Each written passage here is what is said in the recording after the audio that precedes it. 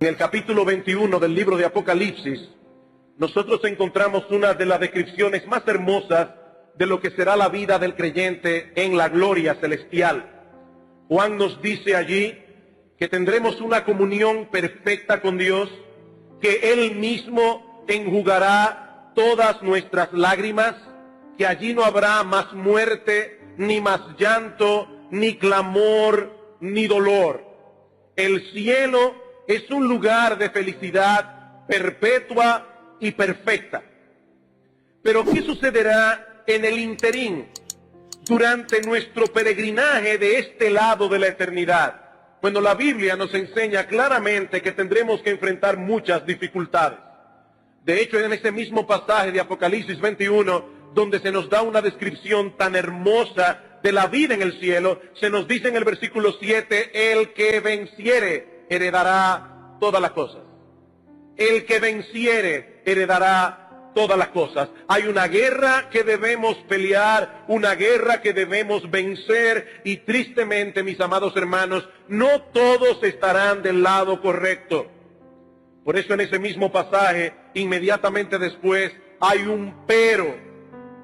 Sí, en el cielo nosotros tendremos comunión perfecta con Dios, pero los cobardes e incrédulos, los abominables y homicidas, los fornicarios y hechiceros, los idólatras y todos los mentirosos tendrán su parte en el lago de fuego que arde con fuego y azufre. Muchos morirán en su pecado, llegarán al final de sus días enemistados con Dios y sufrirán eternamente las consecuencias. Y noten, amigos que están entre nosotros en esta mañana, que los que encabezan esta lista no son los homicidas, no son los fornicarios, no son los ladrones. Los que encabezan esta lista son los cobardes. Los cobardes. La razón por la que muchos serán condenados en el día del juicio será la cobardía. No quisieron aceptar el reto que implicaba vivir como cristianos en un mundo impío, en un mundo que funciona al revés. No estuvieron dispuestos a declararle la guerra al pecado y a pelear la buena batalla de la fe. El Señor Jesucristo dijo en cierta ocasión, el reino de los cielos se hace fuerte y solo los violentos lo arrebatan. La vida cristiana exige coraje, exige determinación, porque el cristiano se encuentra todo el tiempo en un campo de batalla luchando del lado de Dios. Muchas personas se desilusionan con la fe cristiana porque llegaron al cristianismo con una visión muy romántica, con una visión irreal de lo que es realmente la vida en Cristo. Pensaron que todos sus problemas se iban a solucionar y que ya nunca más tendrían ningún conflicto. Pero mis amados hermanos, amigos que están aquí en esta mañana, nada puede estar más lejos de la realidad. Cristo dijo a sus discípulos, en el mundo tendréis aflicción. En el mundo tendréis aflicción. Aunque la salvación en Cristo es gratis porque Él pagó el precio completo en la cruz del Calvario, nosotros tendremos que pagar un precio por seguirle a Él. Primero la cruz, luego la gloria. Ese es el camino por el que Cristo transitó, ese es el camino que nosotros tendremos que transitar también si seguimos sus pisadas. Sí, mis amados hermanos, yo no quiero que nadie se equivoque aquí hoy. La vida cristiana es gloriosa. En este mundo no existen seres más privilegiados que los cristianos. Pero el que decide seguir a Cristo debe saber que tendrá que enfrentar muchas dificultades. Es necesario, dice el apóstol Pablo en Hechos capítulo 14, que a través de muchas tribulaciones entréis en el reino de Dios. Y Pablo dice en 1 Timoteo capítulo 3 versículo 12 que todos los que quieran vivir piadosamente en Cristo Jesús padecerán persecución. Todos los que quieran vivir piadosamente en Cristo Jesús padecerán persecución. ¿Recuerdan ustedes en la parábola del sembrador cómo el Señor habla acerca de una tierra? El caso de aquel individuo que oye la palabra y al momento la recibe con gozo, pero dice el Señor, no tiene raíz en sí, sino que es de corta duración. Pues al venir la aflicción o la persecución por causa de la palabra, luego tropieza. Ah, pero yo no sabía que esto era así. Mis amigos se han alejado de mí y el mundo sigue siendo demasiado tentador. Ahora tengo que cuidarme de cosas que antes no me importaban y que las hacía sin preocupación alguna. Esto no era lo que yo estaba esperando de la vida cristiana. Renuncio. Definitivamente esto no se hizo para mí. Los cobardes no entrarán en el reino de los cielos. Los cobardes no entrarán. Este tipo de personas prefiere 1000 veces enfrentar a Dios y tenerlo de enemigo antes que enemistarse con el mundo. El reino de los cielos sufre violencia. Solo los violentos, los que tienen determinación, lo arrebatan. Esa es la lucha que el apóstol Pablo describe en Efesios capítulo 6 y que comenzamos a considerar en 2 sermones anteriores. Efesios capítulo 6, y vamos a leer una vez más los versículos 10 al 20.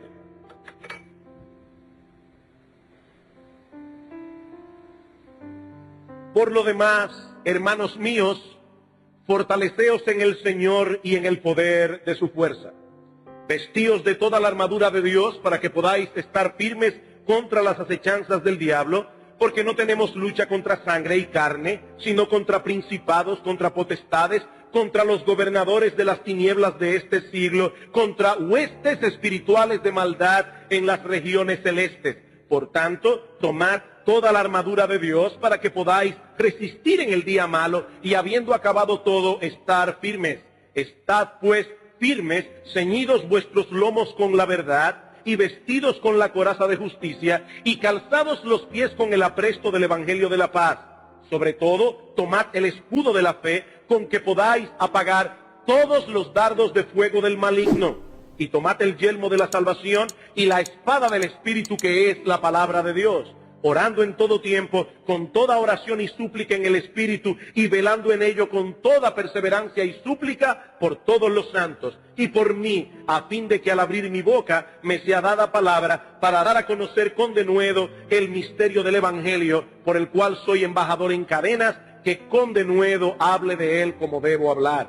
El domingo pasado nosotros comenzamos a describir la armadura que Dios nos ha provisto para pelear correctamente esta batalla, pero solo tuvimos el tiempo para 3 de las piezas que Pablo menciona aquí: el cinto de la verdad, la coraza de justicia y el calzado con el apresto del evangelio de la paz. En el sermón de hoy y del próximo domingo nosotros vamos a considerar las 3 piezas restantes que encontramos en los versículos 16 y 17, un escudo, un yelmo y una espada. Veamos entonces, en primer lugar, en esta mañana, el escudo de la fe. El escudo de la fe, dice el versículo 16, sobre todo, tomad el escudo de la fe con que podáis apagar todos los dardos de fuego del maligno. Los soldados romanos usaban básicamente 2 tipos de escudo.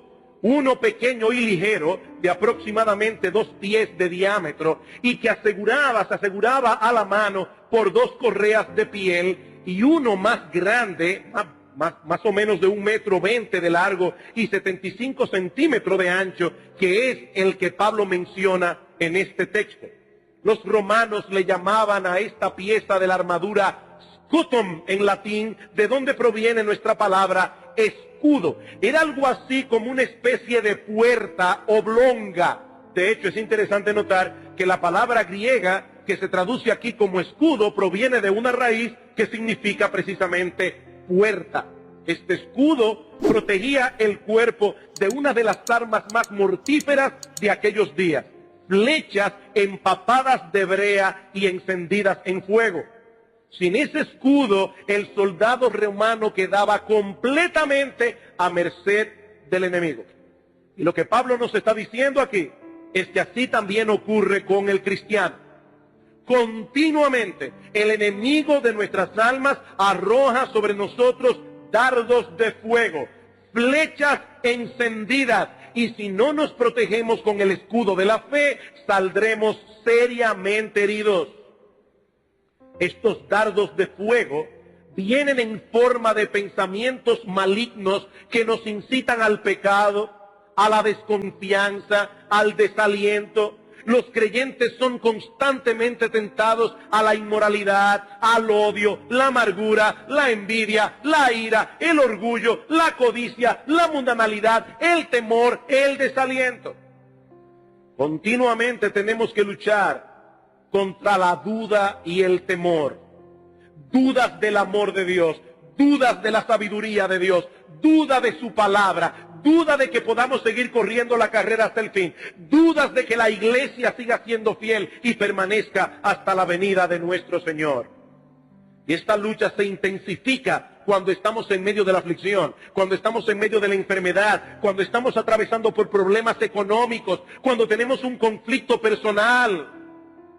Nos asaltan pensamientos terribles. ¿Dónde está Dios en todo esto? ¿Acaso me ha dejado solo? ¿O se ha vuelto contra mí? ¿Será que ya Dios no me ama? ¿O que yo no soy uno de los suyos? ¿Realmente vale la pena ser cristiano? ¿De qué sirve usar los principios bíblicos si el problema que estoy lidiando no solamente continúa, sino que desde que decidí actuar bíblicamente me está yendo peor? ¿No nos pasan pensamientos así por la mente? Dardos de fuego del maligno. Yo estoy seguro que todos los creyentes que están aquí en esta mañana saben perfectamente de qué yo estoy hablando. Perfectamente. A menos que se hayan convertido hace un segundo. Ustedes saben de qué yo estoy hablando. Hermanos, nosotros podemos estar leyendo la Biblia. Podemos estar orando en la presencia de Dios. Y allí mismo nos asaltan estos pensamientos. De hecho, lo cierto es que la lucha suele tornarse más violenta cuando nos disponemos a orar o leer las Escrituras. Dice el apóstol Pablo en Romanos capítulo 7, versículo 21, así que queriendo yo hacer el bien hallo esta ley, que el mal está en mí. ¿Recuerdan ustedes el famoso grito de Arquímedes? Cuando descubrió una ley física y dijo, ¡Eureka! Eso significa en griego, lo he descubierto. Bueno, esa es exactamente la palabra griega que usa Pablo aquí. Eureka. Dice Pablo, cada vez que yo me dispongo a hacer el bien, cada vez que yo me preparo para hacer algo espiritual, ahí es que yo me doy cuenta que yo tengo en mí un principio de maldad operando en mi corazón. Mis hermanos, el pecado que mora en nosotros no es una bomba desactivada.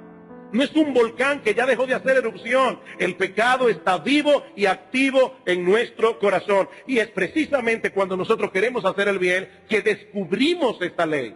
El mal está en mí. Usted se dispone a leer el periódico o a ver el noticiero en la televisión y no hay ningún problema, no hay distracción mental. Pero desde que intenta cultivar su relación íntima con Dios, vienen a su mente toda clase de pensamientos, un montón de distracciones. Allí recuerda todas las cuentas que tiene que pagar, todas las diligencias que tiene pendiente para la semana próxima. Mis hermanos, hasta blasfemias vienen a veces a la mente del cristiano cuando está leyendo la Biblia y orando. Blasfemias contra Dios.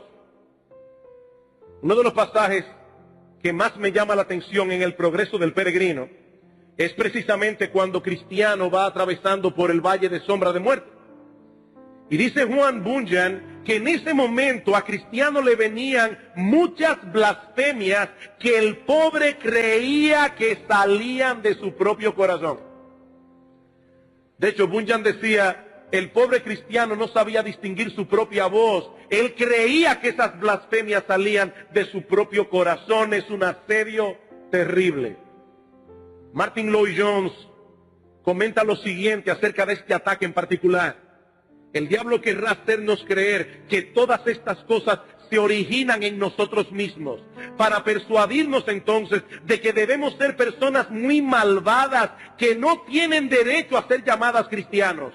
Y así nos hace descender en las profundidades del desaliento y la total desesperanza acerca de nosotros mismos.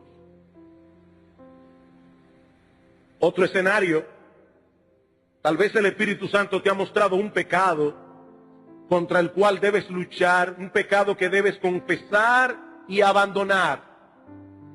Pero entonces te asaltan un montón de justificaciones, incluso justificaciones bíblicas. Hasta David pecó y era un hombre conforme al corazón de Dios.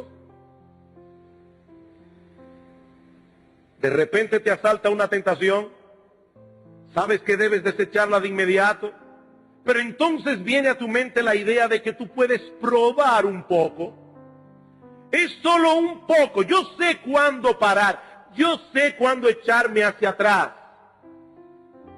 A veces estás distraído pensando en algo que es moralmente neutro y de repente te llegan unos pensamientos horribles y te preguntas de dónde vino eso, porque no estabas haciendo absolutamente nada que pudiera llevarte a pensar cosas así. Dardos de fuego del maligno. Mis hermanos, Satanás sabe cuándo y cómo atacar. Él no actúa a lo loco. Recuerden que la palabra que Reina Valera traduce como acechanzas en el versículo 11 significa literalmente métodos astutos. Es la palabra griega metodías, de donde proviene nuestra palabra metódico. El diablo es metódico en sus ataques. Posee un plan astutamente concebido para cada uno y para cada ocasión. A veces estos dardos de fuego vienen a través de otras personas.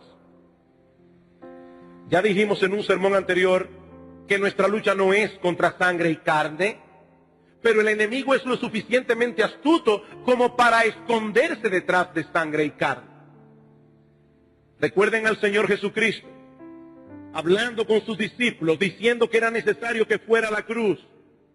¿Qué pasó? Que inmediatamente viene el apóstol Pedro, lleno de compasión por su Señor, y le dice: Señor, ten compasión de ti, que en ninguna manera esto te acontezca. ¿Qué le dice Cristo? Gracias, Pedro, por tu preocupación. Gracias por tu amor tan tierno y tu cuidado para conmigo. No, apártate de mí, Satanás, me eres tropiezo, porque no pones la mira en las cosas de Dios, sino en las cosas de los hombres. El Señor sabía perfectamente de dónde había salido ese dardo de fuego. Satanás usó a Pedro para atacar a Cristo. Y ¿saben qué, mis amados hermanos? Si no nos cuidamos, él puede usarte a ti y puede usarme a mí para tirarle un dardo de fuego a un hermano de la iglesia. Allí tenemos a un creyente esforzándose por vivir en santidad, o a unos padres que están determinados a criar a sus hijos en la disciplina y amonestación del Señor. Y entonces viene un hermano de la iglesia que para colmo de males es más maduro en la fe, tiene más años de convertido, y le dice: mira, balanceate un poco, que eso no es tan así. A los pastores no se les puede hacer tanto caso porque a veces exageran la nota. Un dardo de fuego del maligno. De esa manera, no solamente desalientan al hermano que quiere hacer las cosas bien, sino que aparte de todo ponen dudas en la mente de ese hermano acerca de la integridad de los pastores al exponer la palabra de Dios. Miren, mis amados hermanos, si lo que decimos los pastores es simplemente una opinión personal, todos aquí tienen el derecho a ponerlo en cuestionamiento. Pero si hemos probado concienzudamente que lo que estamos predicando es lo que enseña la palabra de Dios, entonces sea Dios veraz y todo hombre mentiroso. Cuando el apóstol Pedro trató de disuadir a Cristo de ir a la cruz, yo estoy seguro que Pedro tenía toda la intención de proteger al Señor. Yo no me imagino al apóstol Pedro pensando: voy a dejarme usar por Satanás para molestar a Cristo, para tentar a Cristo. No, pero independientemente de sus intenciones, lo cierto es que al oponerse a la voluntad revelada de Dios, Pedro se dejó usar por Satanás en ese momento. Mis hermanos, estamos enfrentando un enemigo cruel, astuto y perseverante. Perseverante. ¿Cómo podemos defendernos de esos dardos de fuego? Pablo responde: protégete con el escudo de la fe. Protégete con el escudo de la fe. Solo la fe puede apagar todos los dardos de fuego del maligno. No algunos, todos. Es la confianza irrestricta en Dios y en su palabra la única protección que nosotros tenemos contra esas flechas encendidas. ¿Estás en estos momentos dudando del amor de Dios? Y te estás preguntando en el fondo de tu corazón si acaso Dios te ha abandonado. Mi hermano, no te quedes allí paralizado sin hacer nada. Porque esa flecha encendida va a quemar tu alma. Protégete de inmediato con el escudo de la fe. Dios no miente y Él ha dicho en su palabra que nada puede separarme de su amor. Romanos capítulo 8, versículo 29. Él ha dicho en su palabra que su amor es eterno. Jeremías capítulo 31, versículo 3. Cristo, mi Salvador, prometió estar conmigo todos los días hasta el fin del mundo. Mateo 28, 19. Él sufrió en la cruz el desamparo del Padre para que yo nunca tenga que pasar por esa experiencia. El escudo de la fe. Volviendo una vez más al progreso de peregrino de Bunyan, ¿cómo pudo escapar Cristiano cuando fue encerrado en el castillo de la duda por el gigante desesperación? Oigan los caracteres. El castillo de la duda y el gigante desesperación. ¿Cómo pudo escapar Cristiano? Usando la llave de la promesa.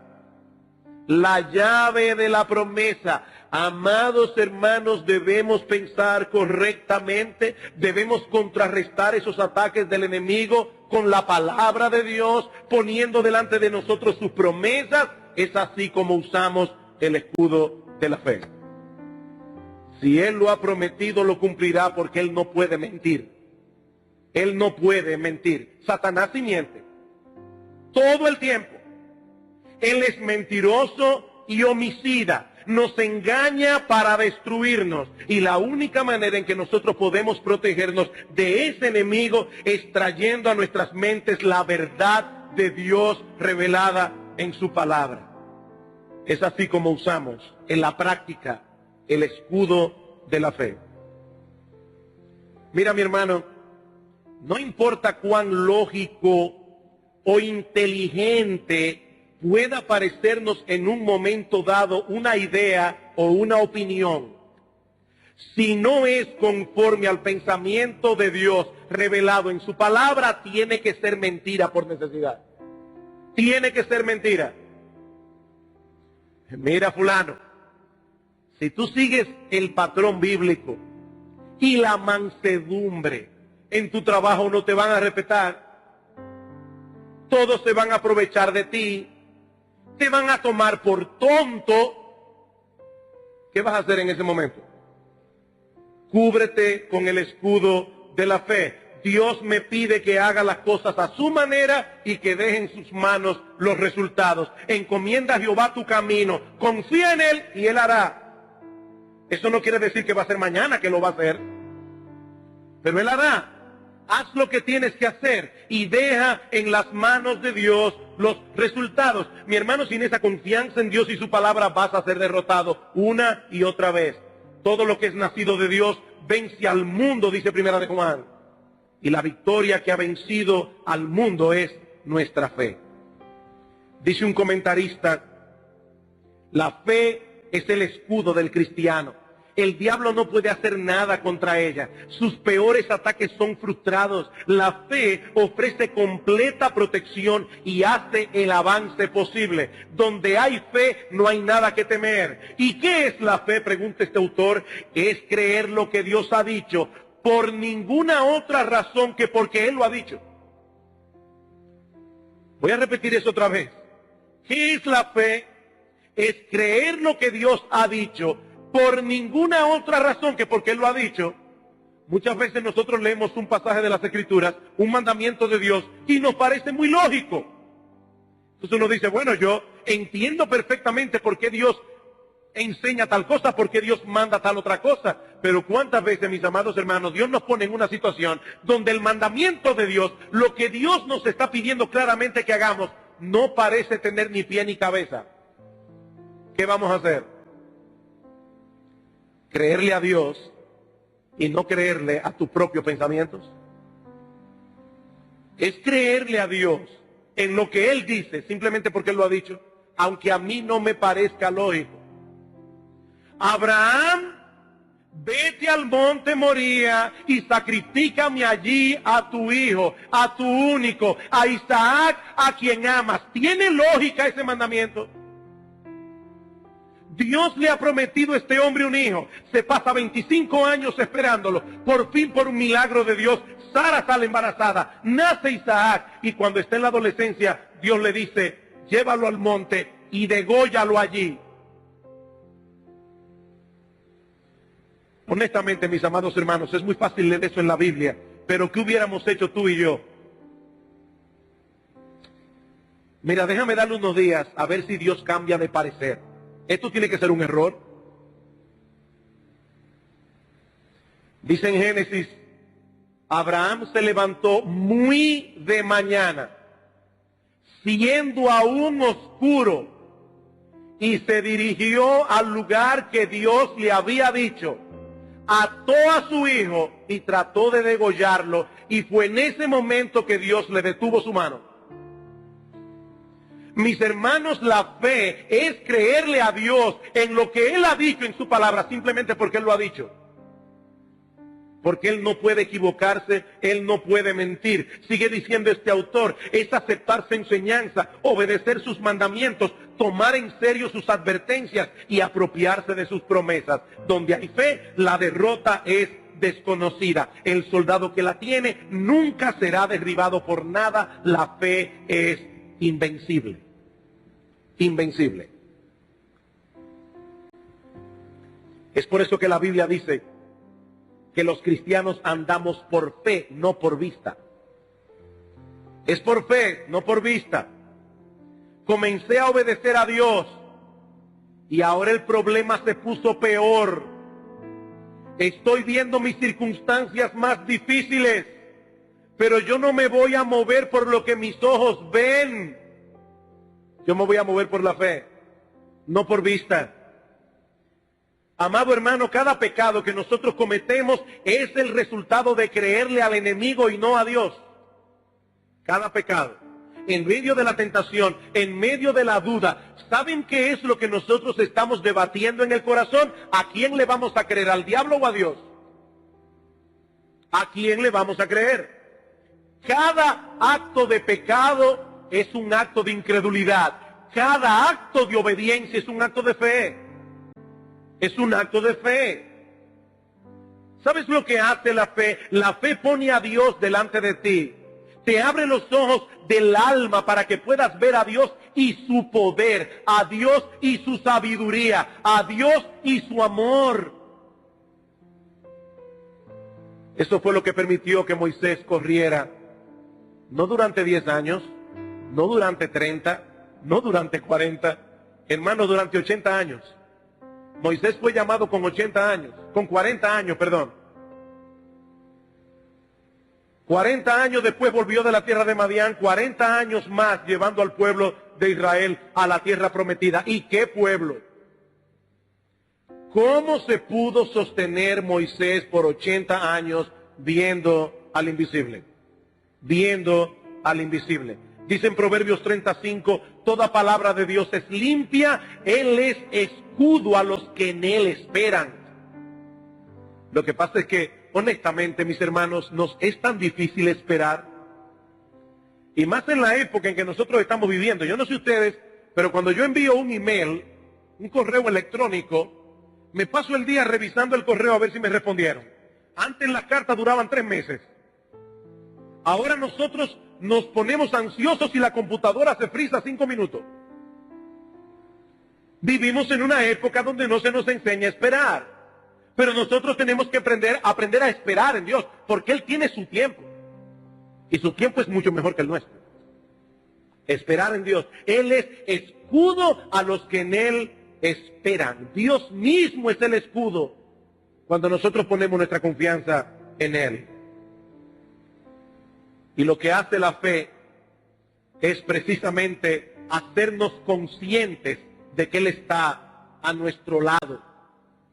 A veces yo he oído personas que dicen, la fe tiene poder. No, mis hermanos, la fe no tiene ningún poder. El que tiene el poder es Dios. Lo que hace la fe precisamente es llevarnos a Dios para que Él actúe. La fe no tiene ningún poder. Hay personas que tienen fe en la fe. Yo tengo mucha fe.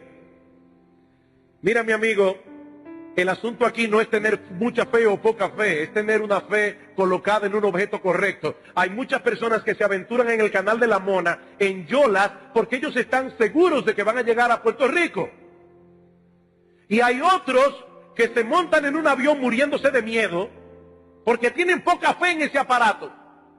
Y saben que más posibilidades tienen en este caso los de poca fe que los de mucha fe. Porque el asunto no es tener poca o mucha fe, es tenerla puesta en el objeto correcto. Dios es el objeto de nuestra fe.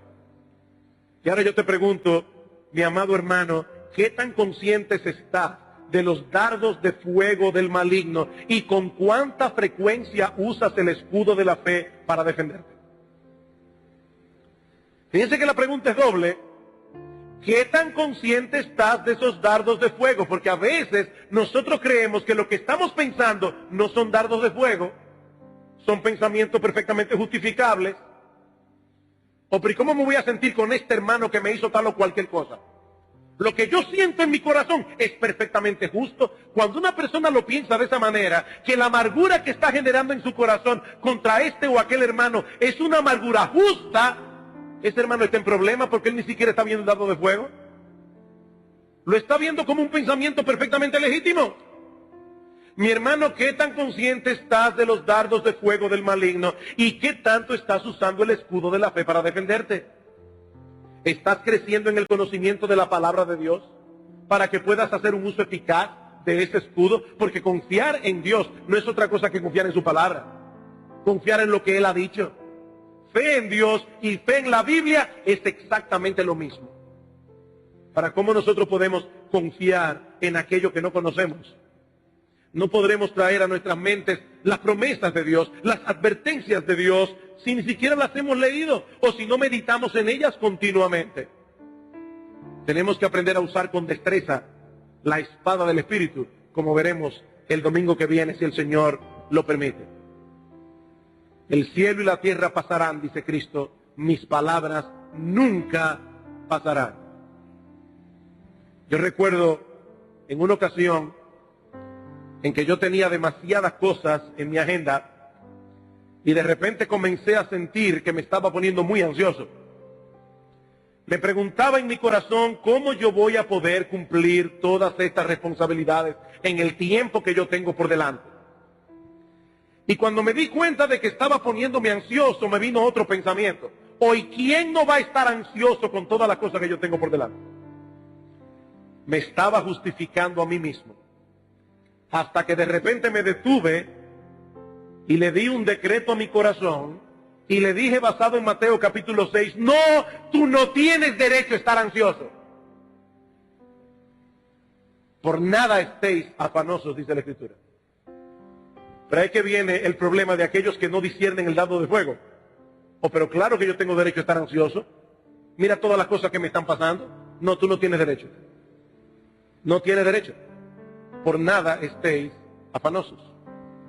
Yo no sé si esta historia es verídica, pero leí en algún lado que en cierta ocasión Martín Lutero, el gran reformador, estaba muy preocupado por ciertas cosas, al punto de estar cayendo en una depresión. Y Catalina Bombora se vistió de negro. Y cuando Martín Lutero le preguntó por qué, le dijo, porque estoy de luto. ¿Quién se ha muerto? Dios se ha muerto. Por supuesto, Martín Lutero reaccionó, eso es una blasfemia. Dios no puede morir. Y ella sabiamente le dijo, y si Dios está vivo, ¿por qué tú estás así? ¿Por qué tú estás así? Si la historia no fue verídica, es muy atinada como quiera. Pero todavía, mis hermanos, queda otra pieza que yo quiero considerar más brevemente en esta mañana. Hemos dicho que debemos ponernos el cinto de la verdad, la coraza de la justicia, el calzado del evangelio y sobre todas las cosas protegernos con el escudo de la fe. Pero ahora Pablo añade el yelmo de la salvación. Efesios 6, 17. Y tomad el yelmo de la salvación. O como podemos traducirlo literalmente, el yelmo que es la salvación. Ahora recuerden, hermanos, que el apóstol Pablo está escribiendo aquí una carta a personas que ya eran convertidas, personas que ya eran cristianas. Por lo tanto, Pablo no puede estarlos invitando a que se apropien de la salvación que es en Cristo por medio de la fe. Estos hombres y mujeres ya se habían convertido. Estos hombres y mujeres ya habían venido al Señor en arrepentimiento y fe. Pero ahora debían descansar en el hecho de que la victoria final está asegurada, porque es una salvación que está en las manos de Dios, no en las nuestras. La salvación que Pablo está contemplando aquí no es la salvación inicial del cristiano, es la salvación final, es la salvación consumada. Vayan conmigo un momento a 1 Tesalonicenses capítulo 5, versículo 8.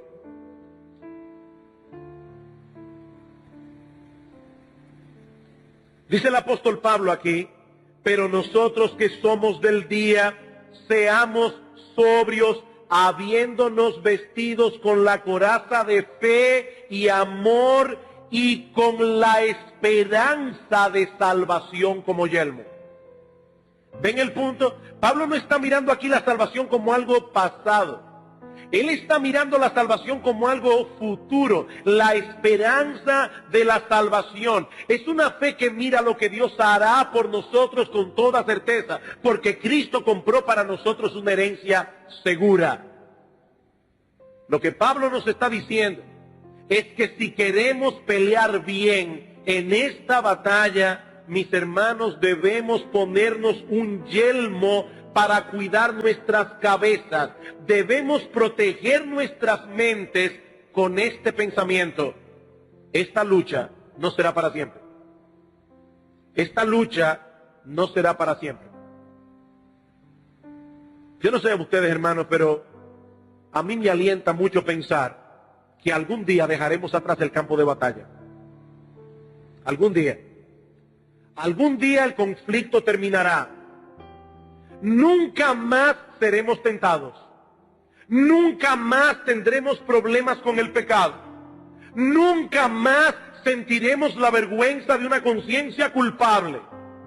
Algún día, mis amados hermanos, nosotros adoraremos a Dios sin distracción.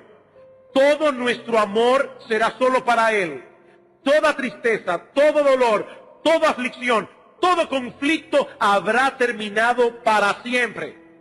Nuestros ojos verán aquello que la sangre de Cristo compró para nosotros y brillaremos como el sol en el reino de su Padre, como dice el Señor en Mateo 13.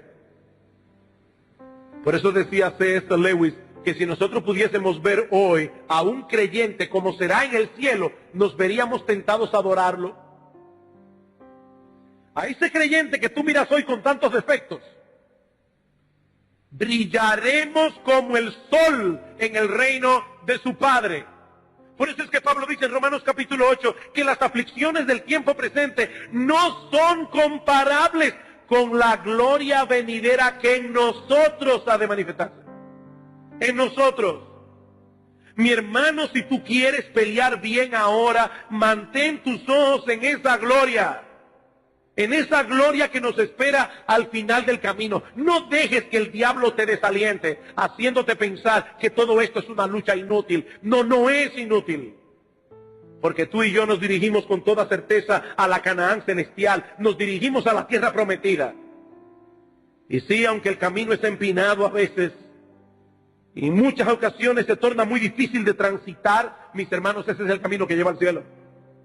Ese es el camino que lleva al cielo. Como decía un santo del pasado, yo prefiero cojear en el camino de la piedad que correr en el camino de la impiedad. No, nuestra salvación está segura. ¿Saben qué hacen los marineros cuando van en el barco y comienzan a marearse, que se suben en el mástil del barco y comienzan a mirar al cielo. Y cuando ellos fijan sus ojos en ese punto fijo, de repente se les quita el mareo. Bueno, mis hermanos, a veces cuando nosotros vamos en el barco de esta vida, las olas se tornan tan violentas que nosotros comenzamos a sentir una náusea espiritual. Uno de los días que yo recuerdo más desgraciados de mi vida fue un día que fui de pesca. Yo no sé qué me pasó, había ido de pesca antes, pero ese día de manera particular tenía una náusea que no se me quitó hasta que llegamos a tierra. Horas en mar abierto. Y no podía tirarme al agua. Primero tenía miedo de que apareciera un tiburón. Y segundo, las aguas estaban llenas de agua viva. Tuve que aguantarme la náusea hasta que llegamos a tierra. Bueno, mi hermano, lo que te estoy diciendo es que alguna vez el barco llegará a puerto. Alguna vez pondremos los pies en tierra. Pero ahora tenemos que, en medio del mareo, fijar los ojos en ese punto fijo del cielo. Debemos mirar al cielo, porque con toda certeza nos dirigimos hacia allá. Nuestra salvación es segura porque está en las manos de Dios, no en las nuestras. ¿Recuerdan ustedes a aquel hombre que estaba leyendo el libro de Apocalipsis? Lo he citado muchas veces, pero lo encuentro tan real. Y unos seminaristas se le acercan a este pobre hombre y le preguntan, ¿y tú entiendes lo que estás leyendo? Y dice, oh sí, perfectamente. ¿Tú entiendes el libro de Apocalipsis? Sí, perfectamente. ¿Y qué tú entiendes que este libro enseña? O que al final nosotros ganamos. Es de la lección. Es de la lección. Mira, mi hermano, tal vez tú no sabes qué son esas 7 cabezas, los dragones, pero al final, en el libro de Apocalipsis hay un mensaje bien claro. Nosotros ganamos. Anímate, mi hermano, a pesar de que la lucha que estás experimentando ahora es dura, sabiendo que las aflicciones del tiempo presente no son comparables. No son comparables con esa gloria. Nuestra salvación está segura en las manos de nuestro Salvador. ¿Qué dice Cristo? Mis ovejas oyen mi voz y yo las conozco y me siguen y yo les doy vida eterna y nadie las arrebatará de mi mano. Mi Padre que me la dio es mayor que todo y nadie las puede arrebatar de la mano de mi Padre. Yo y el Padre somos una misma cosa. ¡Qué glorioso! Cuando estemos en gloria, como dice uno de nuestros himnos, todas nuestras luchas, todas nuestras dificultades, todas nuestras aflicciones habrán terminado para siempre. Y nos daremos cuenta de que la verdadera vida está a punto de comenzar. O como dice otra vez, citando a C.S. Lewis en las famosas Crónicas de Narnia, el último libro de las Crónicas termina diciendo que cuando ellos llegaron al lugar a donde iban, entonces se dieron cuenta que allí, cada capítulo que sigue era mejor que el anterior. Cada capítulo, hermanos, allá va a ser mejor que el anterior. Pero no quiero concluir sin traer unas palabras de aplicación para aquellos que están entre nosotros y que aún no han venido a Cristo en arrepentimiento y fe. Aquellos que aún no se han entregado por entero a Él. Mi amigo, esa lucha de la que nosotros hemos estado hablando en estos sermones no es ajena a ti. No es ajena a ti, aunque no seas cristiano. Tú también estás en un campo de batalla. Y ese que es nuestro enemigo es el enemigo tuyo también. La diferencia es que tú estás luchando del lado equivocado. Estás luchando del lado del perdedor. La diferencia, mi amigo, es que tú no tienes defensa que te sirva de protección. Cristo dijo en cierta ocasión, el que no es conmigo, contra mí es. Es conmigo contra mí. La neutralidad es imposible en esta contienda. Todos los seres humanos se encuentran en un bando o en el otro. Si tú no estás en Cristo, estás contra Él. Con la agravante de que aún tu propio capitán procura destruirte. Tienes a Cristo de enemigo y al diablo también. El diablo no es amigo de nadie. El diablo no es amigo de nadie. Y es mi deber, mi amigo, advertirte con toda la solemnidad que yo puedo en esta mañana por el mensaje de las Escrituras que estás en una situación sumamente peligrosa. Tú no puedes cubrirte con el escudo de la fe porque tú no confías en Dios ni confías en su palabra. Si confiaras en Dios, hace rato que te hubieras convertido. Por lo tanto, la única defensa que tú tienes son tus propias opiniones. Porque no creas que tú no tienes fe, tú tienes fe. Pero tienes fe en ti mismo, tienes fe en tus propias opiniones, tienes fe en tu proceso de pensamiento. Tampoco puedes proteger tu cabeza con el yelmo de la salvación. Porque si no te has aferrado a Cristo por la fe, las promesas de la Biblia no son para ti. No son para ti. La muerte no será para ti el inicio de tu reposo, será para ti tu desgracia final. Pero es precisamente contra ese trasfondo oscuro que la buena noticia del Evangelio resplandece como un diamante. Mi amigo, no tienes por qué vivir y morir en enemistad contra Dios, porque Él diseñó un extraordinario plan de salvación para la raza humana.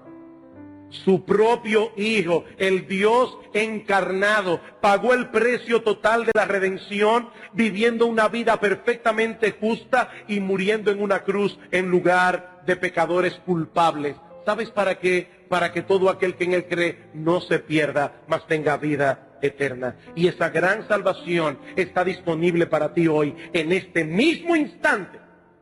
Si clamas a Cristo allí donde estás sentado, que tenga misericordia de ti, que perdone todos tus pecados, que transforme tu corazón. Mi amigo, no regreses a casa enemistado con Dios, cuando todavía puedes reconciliarte con Él, porque no hay manera alguna de salir victorioso de esta contienda. ¿Por qué tener a Dios de adversario si Él mismo te ofrece reconciliación?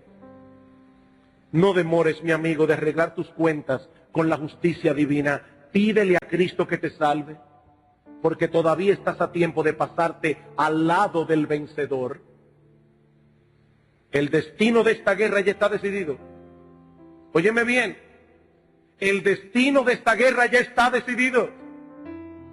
Dice en Apocalipsis capítulo 11, versículo 15, que algún día escucharemos este glorioso mensaje. Los reinos del mundo han venido a ser de nuestro Señor y de su Cristo, y Él reinará por los siglos de los siglos.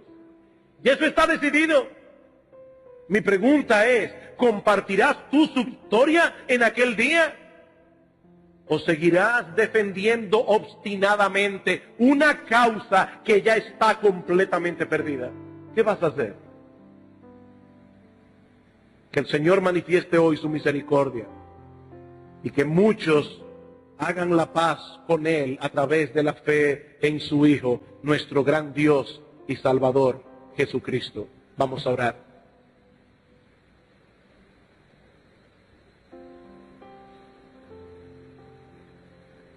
Padre bueno, tu palabra ha sido expuesta.